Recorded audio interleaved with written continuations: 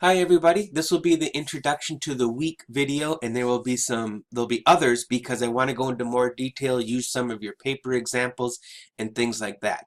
But it's Tuesday, time to get started, and everybody who turned in a paper should have feedback, and that includes both feedback on the introduction and feedback on the paper. And so I want you to start working on that, and your first revision will be due on Thursday, and I'm going to be setting up discussion posts. I'll get it set up later, but you're going to be in groups, and this is where you're going to do some group feedback, and I have another video on that, and I'll have a handout so you're not going, what do I look for? A couple things as we get started. There's a few of you left who haven't used Microsoft Word yet, and right up here, this is where it's free, so make sure to get that. That's going to make your academic career so much easier, and it actually has Excel and PowerPoint, so lots of good stuff on there. That's free. The other thing, right? There's a couple small things, right? Like make sure as you're going through this, polish, shoe polish, Polish people. So you want to make sure those little things like that come in. And section numbers. This website has 4 groups in it. You are not in all 4 groups, so make sure you know your section number, and it should be English 1022 dash, and then whatever the section number is, right? Okay. When it comes to research, excuse me, I'm getting a cold. If you use a source, excuse me, and it's tough to figure out, especially if you're going through the database, if how well it works. Now, because you are new at this, if you use something that, because I've done a lot more of this, I know that that source isn't as great as you thought. I'm not going to penalize you for that. I'm going to say, hey, double check this source. And then if you still use it as if those questions don't exist, well, then that's going to be a problem because that goes into your argument. In a little bit video later, I'm going to show you, you may remember this book, You're Not as Smart as You Think You Are, because I was doing a search and I thought, hey, this is interesting, and I requested it. There's about 10 chapters in here, and they're small 3-4 page chapters that relate directly to people's papers. So I'm going to bring a couple things up here.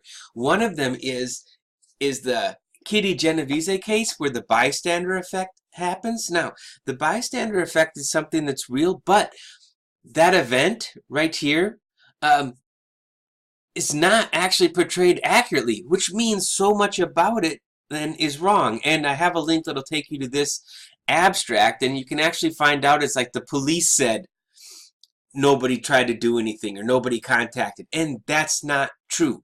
So here's an interesting case where an event happened, they used it to create and say, hey, that's the bystander effect, and the bystander effect is effective, so everybody's using it, and nobody's going back and saying, wow, this isn't what we thought.